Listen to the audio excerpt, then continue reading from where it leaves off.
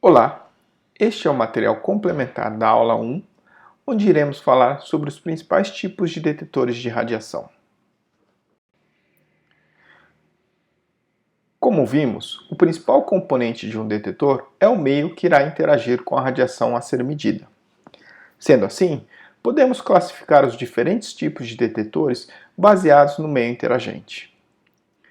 Vamos começar falando sobre emulsões fotográficas, que não deixa de ser um detetor de radiação. Filmes de fotografia são finas películas plásticas com deposição de uma emulsão fotográfica ou uma fina camada gelatinosa que contém cristais de sais de prata sensíveis à luz. Filmes fotográficos são utilizados na detecção de fótons, mas a sua sensibilidade depende da faixa de energia do fóton. Por exemplo, os filmes são pouco sensíveis aos raios X e muito mais sensíveis à luz visível. Assim, no caso de filmes para radiografia, utiliza-se uma tela intensificadora de imagem, conhecidas também como ecrã, que emitem luz na faixa do visível quando interage com o raio-x, facilitando a sensibilização do filme fotográfico. Outro meio muito utilizado para a detecção de radiação são os cintiladores, que têm a característica de emitir luz em resposta à ionização causada pela radiação incidente. Nesta categoria, temos detetores que utilizam cristais inorgânicos, plásticos e até mesmo gelo e água. Cintiladores são muito utilizados para medir partículas carregadas, fótons de altas energias como raios gama e nêutrons.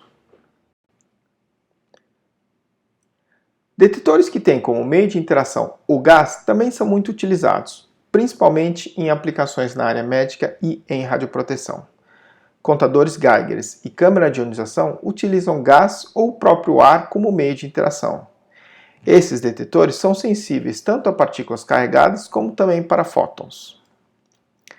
Por fim, detetores semicondutores feitos de cristais de silício ou germânio são muito utilizados em diversas aplicações na área de radiações.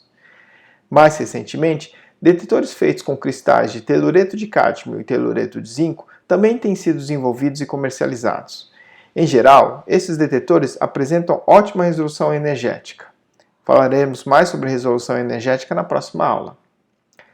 As características específicas de detetores tipo cintiladores, câmara de ionização e semicondutores serão discutidos em maiores detalhes no módulo 9. Outra forma de classificar os detetores é pelo tipo de medida que é feita. Alguns fornecem somente um número proporcional à quantidade de radiação que chegou no detetor. Estes são conhecidos como contadores, sendo que o mais conhecido é o contador Geiger-Müller. Se o detetor é capaz de contar a radiação discriminando a energia da radiação, portanto, fornecendo um espectro de contagens para diferentes valores de energia, chamamos esses detetores de espectrômetros. Detetores capazes de contar a radiação para diferentes posições podem fornecer imagens. A informação da posição é obtida geralmente pixelizando a área ativa do detetor. Detetores que medem a carga ionizada em um meio, especialmente no ar, podem fornecer a exposição da radiação. Este é o caso das câmaras de ionização. Por fim, detetores que fornecem a energia total depositada pela radiação podem nos fornecer a dose. Para concluir, é importante destacar que a escolha do tipo de detetor a ser utilizado depende da aplicação. Por exemplo, se você está interessado em identificar se houve ou não contaminação por material radioativo em uma determinada área, os contadores de radiação são os mais recomendáveis. Isto porque fornecem uma rápida resposta ao possível aumento de radiação acima do nível de Bg. Agora, se você precisa fazer um levantamento radiométrico de um determinado ambiente que tenha, por exemplo, um aparelho de raio-x, o detetor deve ser capaz de medir a exposição do feixe. Assim, uma câmara de ionização seria o equipamento mais adequado.